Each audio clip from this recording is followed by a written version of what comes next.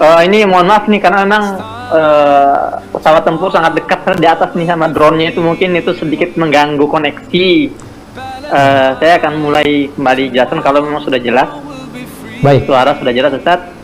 Saya sudah mengingatkan barangkali dalam hal sensitif kita terhubung ini akan ada tantangan-tantangan. Kalau dirasakan agak kurang aman ataupun juga dirasakan ada butuh jeda, dipersilahkan senyaman-nyamannya. Saya tidak ingin perjuangannya terputus untuk memberikan informasi.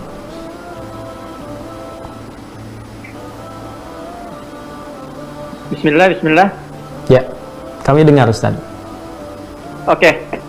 Baik, saya akan update kondisi. Jadi saya juga ingin ingatkan juga kepada teman-teman di Indonesia bahwa yang terjadi sekarang bukanlah perang, karena sejak hari pertama ini Israel sudah keluar dari prinsip-prinsip sebuah peperangan. Kita melihat korban jiwa dari kalangan Gaza ini adalah sipil, itu 90% lebih itu sipil. Sebaliknya, para pejuang Gaza ini ketika melakukan penyerbuan ke wilayah Israel itu mereka mentarget para tentara. Adapun sipilnya itu mereka biarkan bebas, bahkan sebagian mereka awan tapi dengan humanis ya. Mereka memuliakan semua tawanan-tawanan Israel di Gaza dengan kemuliaan yang sangat total seperti itu. Nah, tapi kita lihat saat ini korban dari pihak warga Gaza ini sudah 8.000 lebih ya, mungkin sudah tembus 8.500 sejak tadi pagi, karena korban terus bertambah seiring dengan serangan udara yang tidak juga berhenti sampai detik ini. Dari 8.000 lebih itu korban dari kalangan anak-anak ini sudah mencapai angka 3.300, sementara dari kalangan wanita sudah mencapai angka 2.000 lebih, dan dari kalangan manula sudah menyentuh angka sekitar 500. Nah, jadi sisa dari itu bukan berarti para pejuang, enggak, tapi pria antara 18 tahun sampai 50 tahun itu pun mereka sipil. Jadi memang ini jelas sebuah pelanggaran dalam kode etik pertempuran.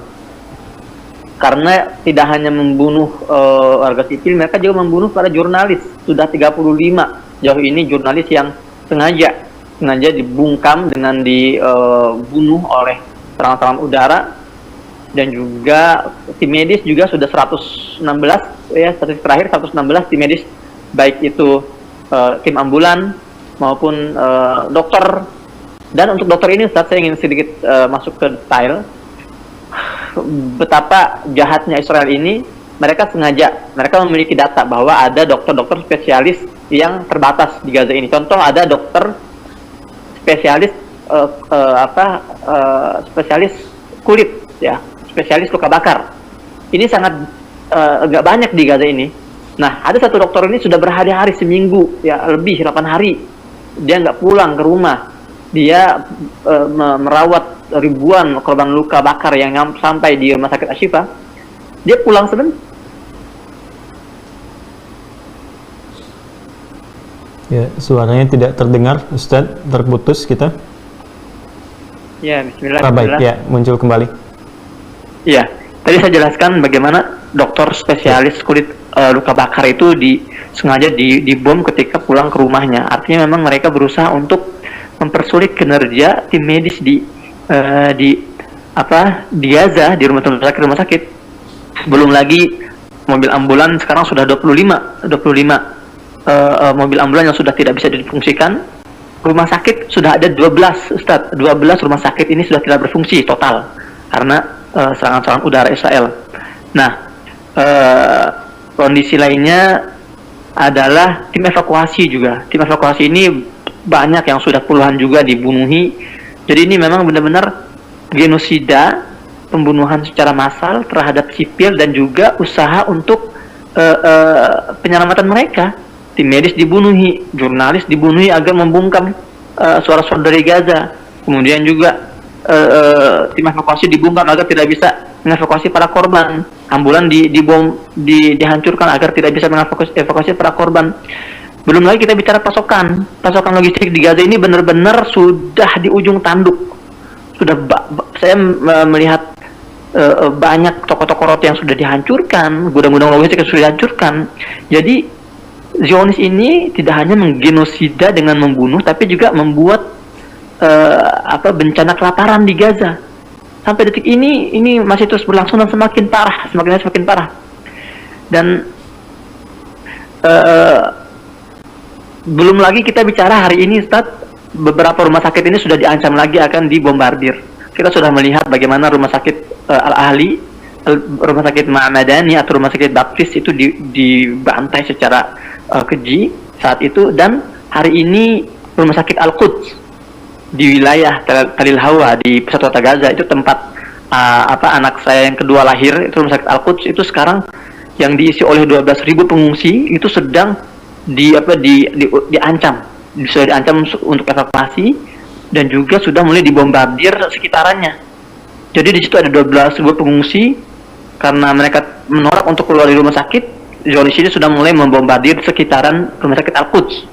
Juga rumah sakit Indonesia juga.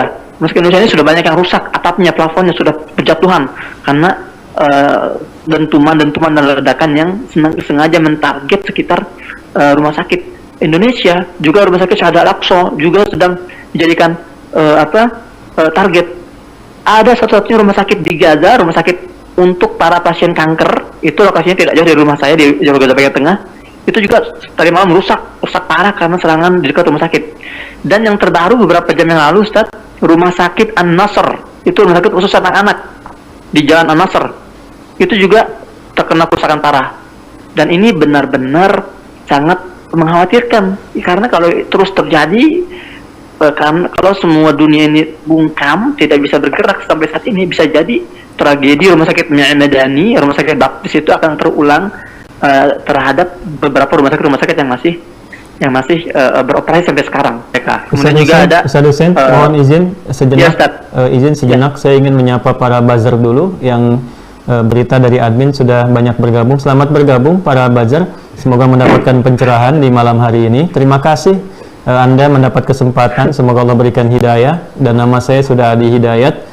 Mudah-mudahan Allah izinkan kita semua untuk terkoneksi dalam tobat sebelum Allah wafatkan kita dalam keadaan-keadaan. Semoga apa yang Allah berikan kepada Anda kesempatan untuk bergabung, ini kesempatan yang sangat baik sehingga Anda bisa mendapatkan informasi-informasi tambahan. Langka sekali Anda bisa bergabung. Selamat sekali lagi. Selamat mengikuti, silahkan tuliskan apa saja yang Anda ingin tuliskan. Tidak ada masalah bagi saya pribadi. Selamat sekali lagi. Allah berikan anugerah pada Anda, bukan pada yang lain-lain. Selamat bergabung. Dan teman-teman tidak usah merespon, tidak usah marah dan sebagainya. Kita menyimak yang penting saja. Ya, jangan mencela yang sudah tercela, jangan membuang energi pada yang seharusnya tidak kita keluarkan energi. Silahkan Ustaz Hussein dilanjutkan. Iya, Ustaz. Saya di Gaza juga punya banyak teman orang-orang Nasrani. Saya dalam satu vlog saya, teman-teman bisa cek di channel saya, itu saya mengunjungi gereja tertua di Gaza, yang juga itu gereja tertua di dunia ketiga, gereja ortodok. Saya datang ke sana karena undangan teman saya itu. Dan gereja itu sekarang sudah hancur karena sudah menjadi target serangan. Ini sebetulnya ini adalah jawaban bagi para buzzer-buzzer itu sendiri yang selama ini meyakini bahwa ini adalah konflik antara umat Islam dan Yahudi gitu kan, karena pada kenyataannya di lapangan yang jadi korban pun orang-orang Nasrani, ya. Bahkan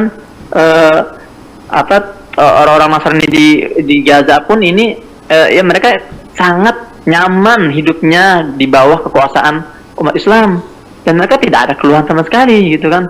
Dan ini jelas menunjukkan bahwa memang konflik di Gaza ini tidak sekedar hanya antara dua agama, tapi juga konflik kemanusiaan. Dan ada menariknya, Ustaz, mumpung ada buzzer juga di sini yang selama ini menuduh bahwa Hamas ini menggunakan sipil sebagai tameng hidup mereka. Saya ingin jelaskan, di Gaza ini ada 300 pemukim ilegal Yahudi yang sedang ditawan. Sebetulnya kalau Hamas ini mau menjadikan sipil sebagai tameng, sebetulnya yang lebih berhak dijadikan tameng itu adalah para tawanan-tawanan itu, orang-orang Yahudi yang sedang di tangan para pejuang Gaza. Tapi enggak, bahkan para tawanan-tawanan itu mendapatkan sambutan, mendapatkan perawatan yang total dari para pejuang-pejuang Gaza gitu loh. Ini menapik fitnah-fitnah yang mengatakan Hamas ini bersembunyi di balik warga sipil dan sebagainya gitu kan.